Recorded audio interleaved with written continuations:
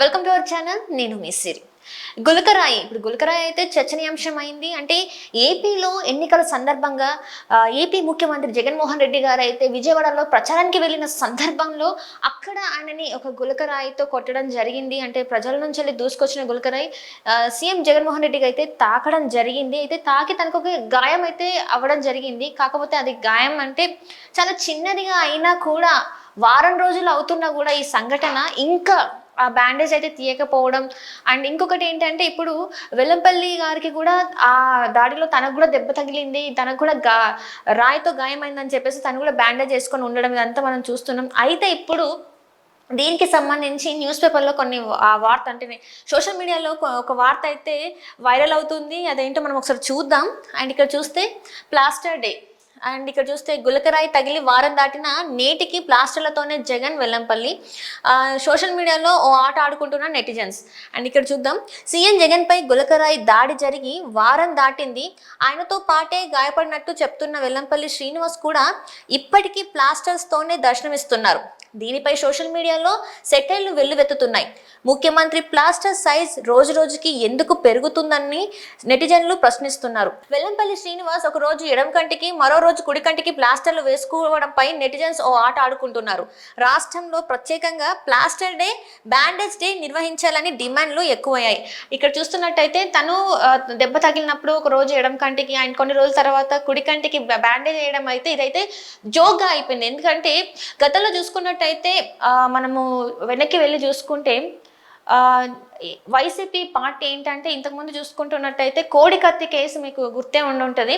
అక్కడ కూడా సానుభూతి పొందడానికి కోడికత్తి సీనుని ఎలా అంటే ఆ కత్తితోని ఎయిర్పోర్ట్లో అయితే గాయపరిచినట్టు మనం చూసాం కదా. సో అదే సీన్, అదే సింపతి కూడా మళ్ళీ గెయిన్ చేసేలాగానే ఉంది ఈ డ్రామా అని చెప్పేసి నెటిజన్స్ అయితే బాగా ట్రోల్ చేస్తున్నారు. సేమ్ అదే సింపతి ఇక్కడ ఇప్పుడు ఈసారి అయితే వర్కౌట్ అవ్వదు, ఈసారి సింపతి అయితే ఏం గెయిన్ అవ్వదు. ఎందుకంటే వైసీపీ నేతలే పట్టించుకోవట్లేదు సీఎం జగన్మోహన్ రెడ్డి గారిని అని చెప్పేసి మనకి అంటే నెటిజన్స్లో వాళ్ళు చెప్తున్నారు. సోషల్ మీడియాలో అదే వైరల్ అవుతుంది. గులకరాయి తగిలినా కూడా ఇంతవరకు ఎవరు కలవలేదు, మాట్లాడలేదు దాని గురించి అని చెప్పేసి అయితే సోషల్ మీడియాలో చర్చ జరుగుతుంది. అండ్ ఇక్కడ చూస్తున్నట్టయితే 5వ పేజీలో కూడా ఇక్కడ ఇచ్చారు, అదేంటో కూడా చూసేద్దాం.